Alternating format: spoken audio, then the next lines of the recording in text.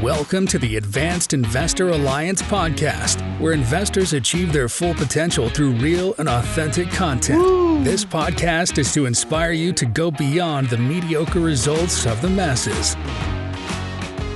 Well, hello, Internet, real estate investor, entrepreneur, everything and anything that revolves around cash and assets. Flow. All right, welcome to the Advanced Investor Alliance podcast. My name is Stephen Van Cowenberg, and I'm with the co-host, Zach Lorenzen. Ooh, we should have done that right that time. Yeah, I know how to say your name, mother. Don't be worried about your name. Weird hearing my name and not peasant for once. Well, it feels like for eternity since the last time we've been on the microphone. Been busy grinding it out. Finding deals. Trying to. Ooh, flippy flips. Looking at stuff. Every day. LOI letters in. I got a couple of those rolling right now. It's kind of cool when you get multiple out there, but you really want one, but you don't want about the other one. And that is life in the fast lane of real estate. I actually have a closing on Monday. Nice. So I'm really excited about that. That's another fun old single family burn down to the ground and move on out to the next one.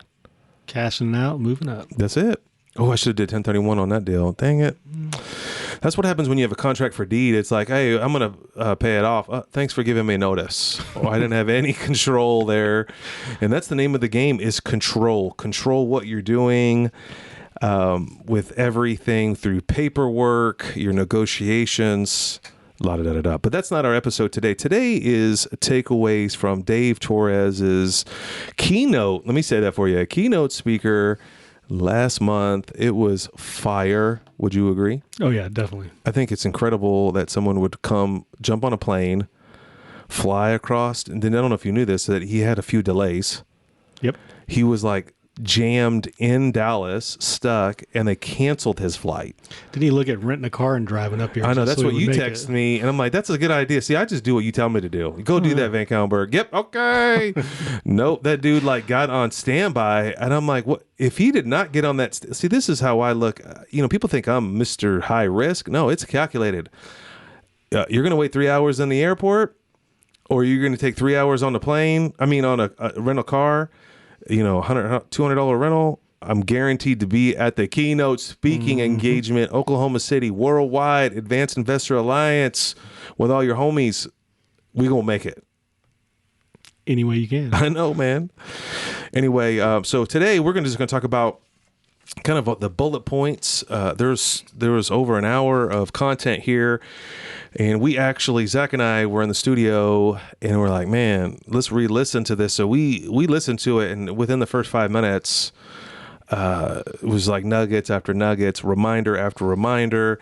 And this is what's great about being a part of the association. You get to re-record, listen to this over and over again. And I was just telling Zach, this is a great primer to your introduction to commercial real estate. And that's kind of what we're doing moving forward, building the foundational blocks, making sure that you're putting in the proper LOI letter, making sure that you know how to communicate perfectly with a broker, and and the rules and regs of just connecting with someone else. It's not as easy in the single family market because there's more agents. I wonder what agents versus brokers. I wonder how many. Oh man, that's a good question. There's got to be like a 10-to-1 ratio. Probably. I mean, there's so many things that are just popping in my mind. The young kid that we were sitting next to at the CREC, who was 24 years old, that just graduated, and I'm like, what are you doing here? I'm getting into commercial real estate. And I'm like, how does it work? Did you know that he's getting a stipend? Like he's getting $2,000, $3,000 a month. So it's interesting, just the level of people that are in commercial real estate, from the baby, 24 years old, to uneducated people like myself. No, I'm just playing, but just random people that have just migrated into commercial real estate. It's still a low barrier of entry to a certain degree. Then that dude's a broker versus an investor. So yeah. And he's a glorified, agent of sorts, but I was just admired, he got a degree in finance, and his dad was a doctor, and his brothers and sisters were in the medical field. And, I'm like, do you even know what niche that you're going to be in. He didn't even know, but it was really cool that a broker sees potential in him, and that's the difference between residential and commercial. So let's just talk a little bit on this, and then we'll get into Dave here in a second. But real estate people beg you to get a license so you could hang their license with them because they get an automatic percentage, right? Mm-hmm. They give out free cookies. Cash flow. For them, for the broker, the one broker. In this case, this young lad, 24 years old, graduate college, greener than green, is getting a paycheck because that operating broker sees the potential, the delivery. So he said he gets a 6-month draw to be a commercial real estate associate. Mm-hmm. I think this is fascinating. I mean, and the kid, and it's a risk. It's a risk for that broker. He's outlaying, at least $2,000-$3,000 a month. So he's got let's just say $3,000, $18,000, $20,000 for 6 months to have a junior associate of a commercial brokerage working for you. And I don't know if you were standing there when I was talking to the retail guy. And yeah, I got blank to do everything. Like he's doing spreadsheets, he's opening doors, mm-hmm. and so he's earning that $2,000-$3,000. But it's totally different in the single family home. Yeah, just go take this online class for 6 weeks. When you're done, come work for me, and I'll teach you everything you know, and work for me for free. Mm-hmm. You take all the risk. It's just a totally different class of approach. Think about it. Mm-hmm. Go to single family. You got to sweat equity. You got to prove yourself. You only get paid if you get a sale. Only get paid. Or a buyer. On the commercial side, there's enough revenue from that brokerage or willingness to give up that revenue. Mm-hmm. What if single family brokers did that? What if they recruited the top people out of college? This kid was an OSU grad, baller in my mind, dressed to the nines, finance degree, comes from a great home, sounds motivated. But he still didn't know what he was doing. He was still trying to figure out his life plan. And I guess mm-hmm. a 24-year-old, man, I didn't know anything. I was just like, man, I was looking at this dude and I was like, wow, I'm double this dude's age. Dang, you're that old? Damn.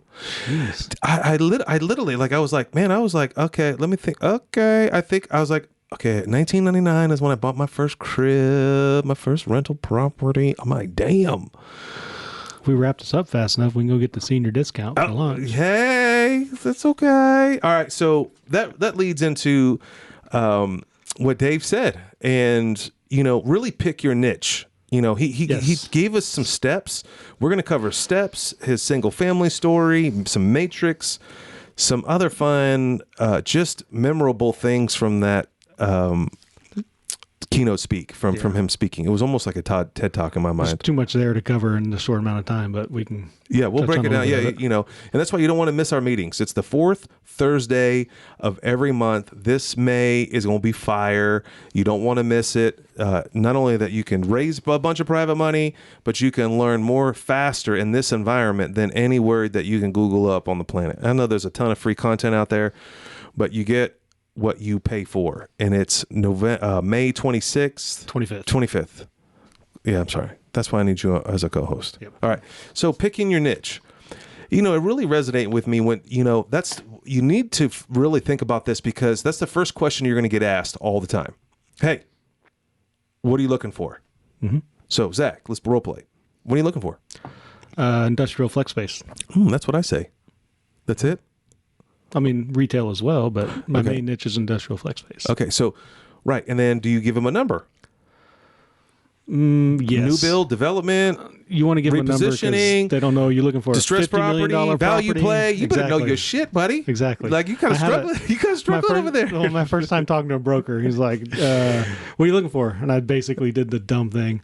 Anything that's a deal. Anything that makes money. And he's looking at me like cross-eyed, like, I'm not going to talk to you anymore. And I think that's very critical. Lesson learned. Yeah. I mean, I think we all have our, skin knees of trying to figure this out. I mean, this is, you can get all the information on the planet, they say on YouTube, they say on the internet, but when you get face to face in front of a broker or even on a phone, it's just what it is. Yeah. So he's not selling $100,000 houses. He's selling $1 million properties. So yeah. And financing is different. Everything is different. So we don't want to get all detailed into it. But here's the thing: a little tip for you that we learned is really pick your niche. Like, and you can change. This is the great thing about real estate in general, and especially commercial. You can be retail tomorrow, and you can be a developer the next day or the day after. In even multifamily, it just seems like a lot of single family. The first thing that comes out, yeah, I'm getting a commercial. Oh, really? What type? What sector? There's a whole multifamily. That's okay, but you might want to venture off just beyond multifamily. And multifamily is great if that's your passion and that's what you want to do, and you can see the scalability of it. Boop boop, do it. Yes, but really, really focus in on a niche. It's taken me a while to get to my niche. Take some time, research what you're interested in, because it's not just multifamily straight out of single family, which I'm learning. Zach, thanks for asking me about my niche. I appreciate that. I'm sorry. Well, what's your niche? Oh, okay. Thank you. A little bit of everything. All right. Well, my niche is similar to yours. That's probably why we hang out a lot, is industrial. I like retail. And then I say square footage. I'm looking for a 10,000 square foot building. My zone right now is about 2 million to 3 million. I would buy any kind of distressed property, pretty flexible. That doesn't have to be pre-leased. I like single tenant. This is my conversation. So I give them as much information that I try to drop enough knowledge on that individual that it sounds like I know what I'm doing, even though I'm quivering on the inside, but I'm just that type of hustler. Yeah. So it's single tenant, prefer not to give any TIs. Ooh, love retail, F&O on office space. Now it's interesting, and I'm actually, I think I have a tenant upstairs. Oh, really? So I'm like super stoked. Like 100% leased again. This is so funny. I was in a meeting and I heard the doorbell outside, and I'm like, twice, and then I heard tip, tacking on the door, and I was like, oh hell no. Gotta show this again. I know. Yeah, I'm looking for who? And I'm like, yeah, the Red Tree Center. I'm like, ma'am, you in here? Like, this Red Tree Center, is there somebody looking for? And she's like, no. I said, you want to rent? I was like, I stopped whatever I was doing, and then I laid out the red carpet. That's my. I'm like, yeah, of course. The property manager bounced out. I go, the property manager's usually here on property until 2 every day, but she's not available. But I would love to show it to you in my ghetto gear. I'm like in a t-shirt, probably foaming at the mouth, mountain bike shoes. Yeah. Fixing a ride. Hey. Anyway, she's gonna rent. So, and I was trying to think, I'm actually gonna make money here, and there is, I think you can make money in office space if that's your only focus, and you really have to. I would love to, come to one of our meetings. I'll break it all down to you exactly how to do it, because I've figured it out after 6 years of failure. But it's a real focus, and there's a lot of people that are doing really well, and there's a lot of office spaces on pennies on the dollar right now. So you can take a Class C office space like this amazing 11,000 square foot 3-story Titanic and turn it into a Class A. That's possible. Yeah, right. We'll just skin the whole thing, burn it down, and rebuild it. That's the best insurance claim. As a matter of fact, I don't post on Facebook anymore, not for any particular reason, just because I don't know. I'm in that season of my life. I'm actually coming out of a kind of a rough season of just motivation, and someone actually drove through my damn building, my retail space, and I got the call today. Yeah. That was a load-bearing wall. Like, whoopee woo! Like, get a 6x6 post out there. I'm like, I'm glad that you told me. Call the new guy. Again, it's a totally different type of contractor. Yep. It's not this. It's not Handy Joe. They're using structural steel. They're not using 2x4s. Well, this is real true. This is real true commercial real estate 101. Right the F now, investor in the middle of hell. This is what This is what my property manager called me. We need to get an engineer out there. That's what the contractor said. It's a single family. Okay, man, I'll go to Home Depot right now, and I'll go get a 4x4, and I'll go get a jack. It's only the size of a tow truck that drove through it. Yeah, and I'm gonna go get a jack, Zach. I'm gonna go get a 30-ton jack, and we got this leveled out, dude. We got this. No, this real contractor was like, sir, it's load bearing, or ma'am, you've got to get a structural engineer over here ASAP, Ricky.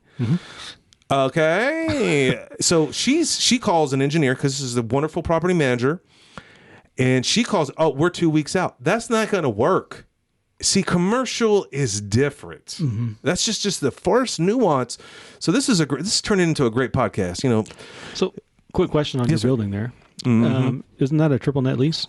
it sure is. And So why are you calling the engineer and the contractor? And okay, good questions. First of all, Spearheading we everything. are exercising his insurance. Wonderful question. But when it's your asset, you want to pony up. You want to be the general. You want to be Patton. You want to be on the horse Make sure it's because done right.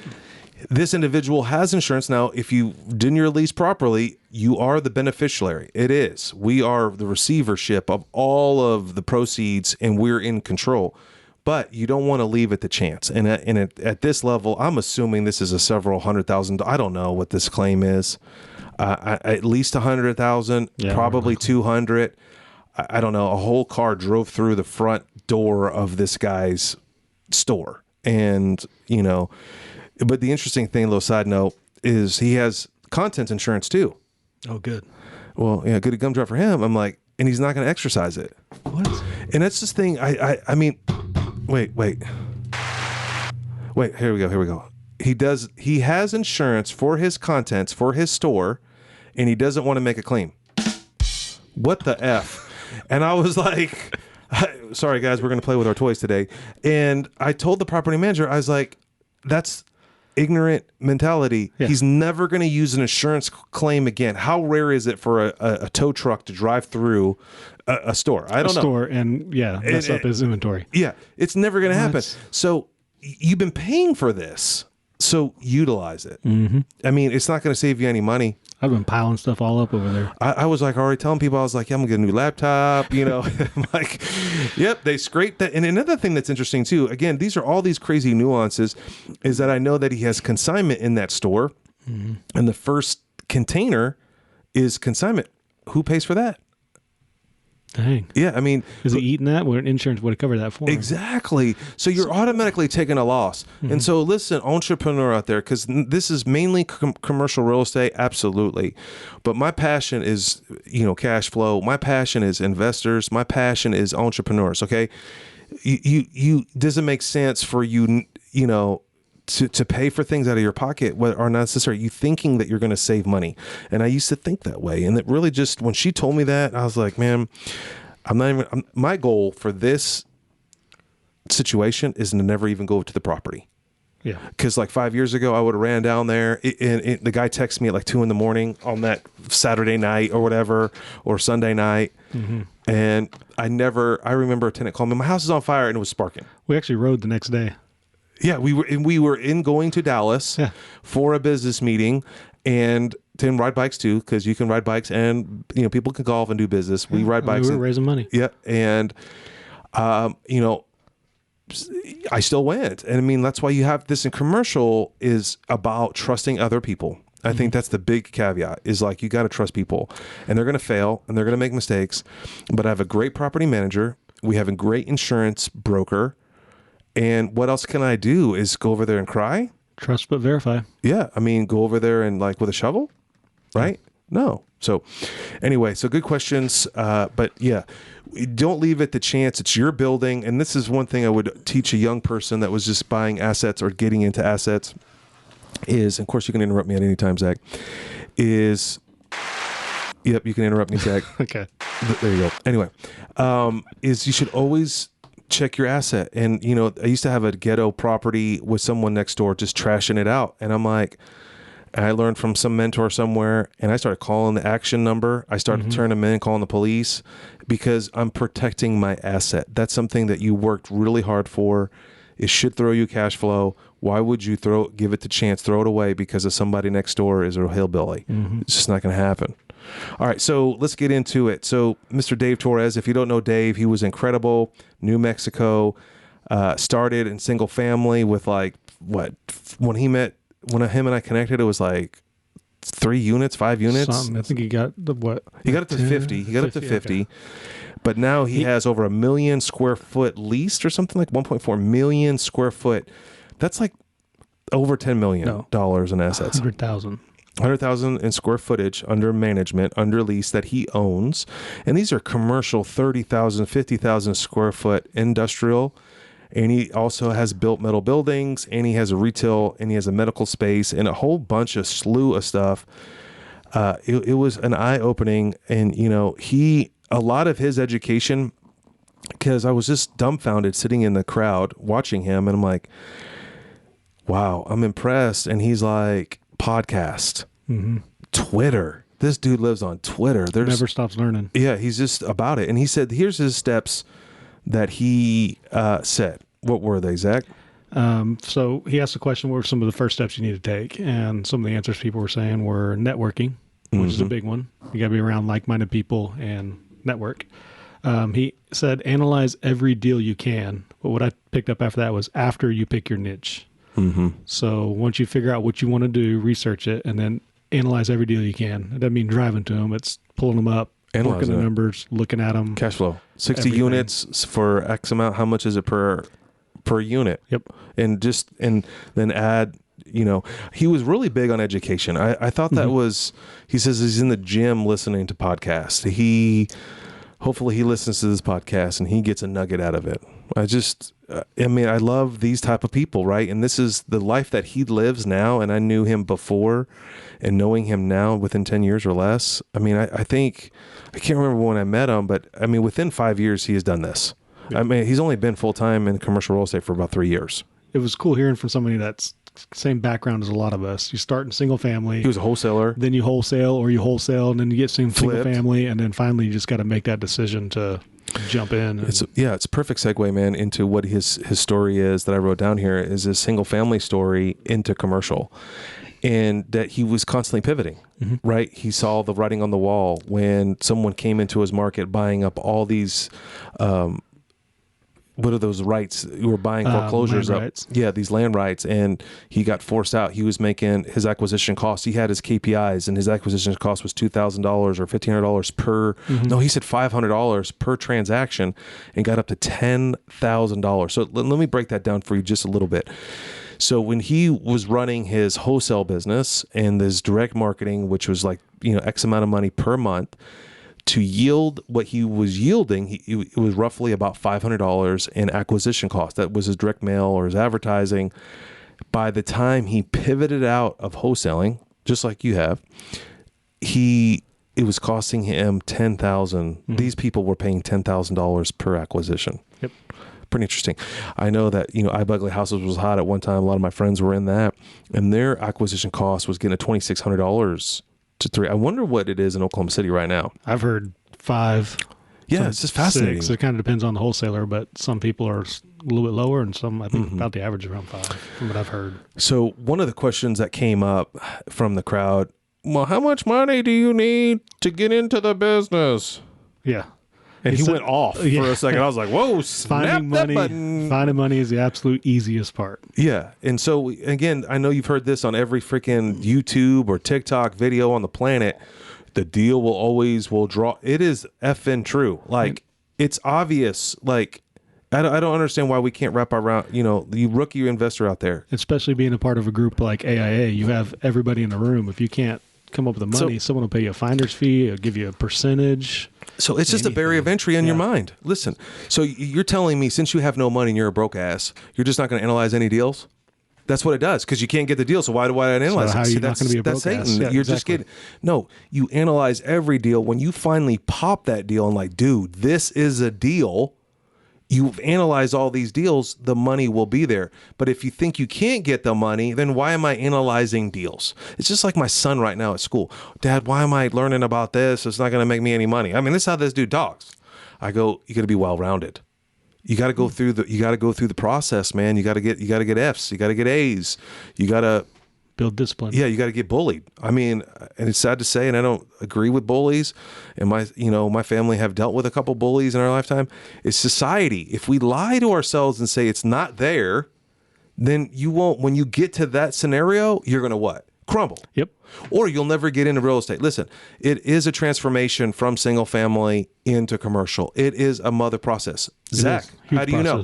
Big process. You I've know, been you're in the living process in it. for a while, and I still haven't popped my deal yet, but I'm still analyzing properties and trying to find it. Yeah. And one you're going day- to site tours and Yep. you're negotiating deals and they get them and you're learning and you're dying. And, One day it's going to pop. And It's then- kind of like what Dave said. It's starting up that flywheel. ooh, I remember the flywheel. The flywheel stuck with me. And Tell me. basically, you get that thing going, and it's hard to get it going, and it's hard to get it turning. But once you get it going, it keeps turning faster and faster and faster and faster. And when you look back, that thing's just running, and you're sitting back there like, how did I get that thing to go? Well said, dude. That really convicted me because, like, if you're over here working on savvy investors trying to do a leadership conference, that you got that flywheel going, but then you're losing traction over here on a $3 million deal. And again, I got my own little savvy podcast coming pretty soon. But, you know, what I've convicted on right now is that a legacy event, you know, you know, doing a savvy leadership summit. Great, build relationships. You might make $5, but is that going to sustain? Is that residual income? No, you know, but spending the time analyzing deals, know when a deal is, building relationships, networking, going to events, maybe even JV or partner with someone. Those are legacy events, because when you, like the unit that I have that got the tow truck drove in it, is a no money down deal. Commercial retail space that someone loaned me $500,000 on pays, and the guy's still paying. I mean, it's kind of like your Family Dollar. It's kind of a legacy property Yeah. because, like Dave said, it's a well located. One of his main 3 metrics. Oh, you moving on to the metrics? Yeah. Okay, he's gonna speed this up today, folks. You bought it under the replacement costs, another metric, and it cash flows. That's it. So I mean, So the 3 matrix that Zach just let out the bag, good job, because I always take over. I don't mean to. He's like, it's got to be, these are 3 main matrix, so metrics. So if you can pull over, write this down. If you're sitting down, take a pen and paper. Number 1, well located. Yep. As typical is location, but is it? And I would expand on that just for 2 seconds. Is it visible? Like the property that we were looking at today off of I-35. Is it visible? Remember, we were talking about the property we saw behind it. We toured it. It was real big, but it wasn't visible. It's got to be well located. I learned, I was putting an offer in on an apartment building behind Lowe's on I-44 and 39th. Right behind there's an apartment building. And I was going to put an LOI letter in, and then my mentor at that time was like, nope, don't buy it. And I'm like, why? He's like, it's not visible. It's not well located. You're going to spend, or you're going to lose money trying to get people to go there. advertising it. They're going to drive by 10 other apartment buildings. What makes yours so different? Yours needs to be visible on the main thing. And you know, I walked from that property, and it actually worked out. It was a good decision to let go. Number 2, under replacement cost. Tell me about that. so basically, buy it for less than what it costs to replace it. Or I mean, it's insure it. kinda- So like in this yeah. case, let's just say I get this insurance claim on my tow truck driving through the building. It's $200,000. Well, I bought the dang thing for $500. I mean, I'm almost half got my money back under replacement cost. I know to rebuild that building would be $1.2 million, and I bought it for $500. It's well below the replacement cost. So I think that's a key factor in a matrix. You got to think about, what does it cost to build that building? Another key matrix is if I scraped it and started over, because things do happen. Like that building, was it War Acres? Which one? The dentist bought it and scraped it. Yes, that is War Acres. Right.